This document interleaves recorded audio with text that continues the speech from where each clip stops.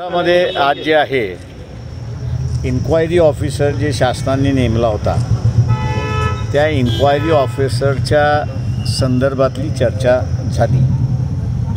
त्यांनी 28 आरोपी जे आहेत त्या 28 आरोपींना त्यांनी नोटीस पाठवली।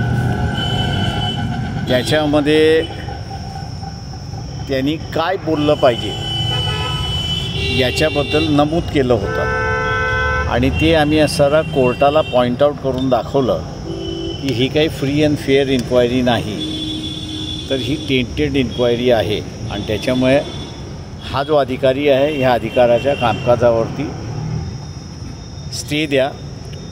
कोर्टाने सारा आज जो निर्णय दिला त्या निर्णयामध्ये त्यांनी यापुढे कुठलाही निर्णय घ्यायचा नाही आणि कुठलाही रिपोर्ट सादर करायचा नाही असा आदेश त्या ठिकाणी देण्यात आलेला आहे। आणि 8 तारखेला पुन्हा कोर्टामध्ये 2 इश्यूवरती त्या ठिकाणी असणारा आहे।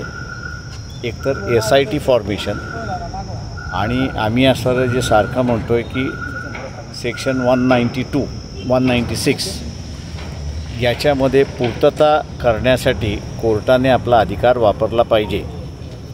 त्या संदर्भातला असणारा चर्चा आणि त्या संदर्भातला विचारविनिमय त्या ठिकाणी होईल कोर्टासमोर। सरकारतर्फे आज भूमिका मांडली जाणार होती। सरकारतर्फे भूमिका मांडण्यात आली, कोर्टाने ती काय मान्य केली नाही। सरकारने काय भूमिका मांडली? सरकारने असं डिफ्यूज करण्याचा प्रयत्न केला की आम्ही असं 194 खाली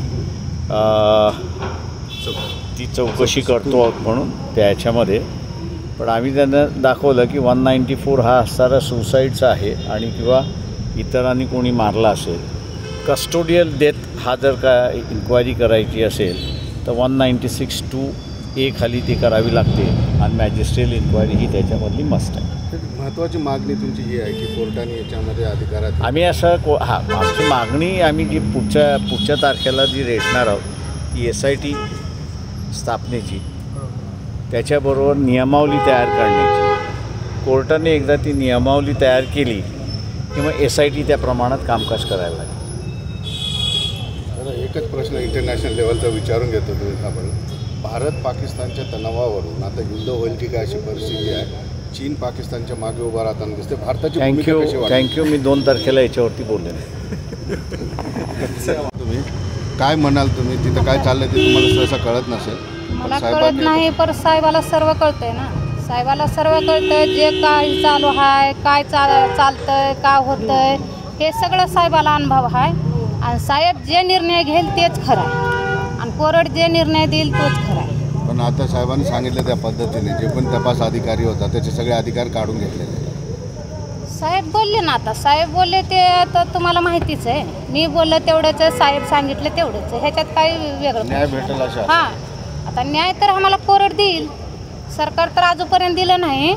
135 दिवस झाले पर सरकारने अजून पण आमचं दखल घेतलं नाही आणि सरकार आम्हाला न्याय दिलं नाही आणि आता आम्हाला कोर्टच न्याय देईल। साहेब आता लढतात, ते न्यायासाठी लढतात, आम्हाला न्याय मिळावं म्हणून गरिबाला। हर्निया, मूळव्याध, पित्ताचे विकार, पित्ताशयाचे खडे, हायटिस हर्निया या प्रकारच्या आजाराने त्रस्त असाल आणि दुर्बिणीद्वारे शस्त्रक्रिया करून घ्यायची असेल तर हडपसरच्या सुप्रसिद्ध डॉक्टर म्हस्के हॉस्पिटलमध्ये त्वरित संपर्क साधा आणि विश्वासार्ह उपचार अनुभवा।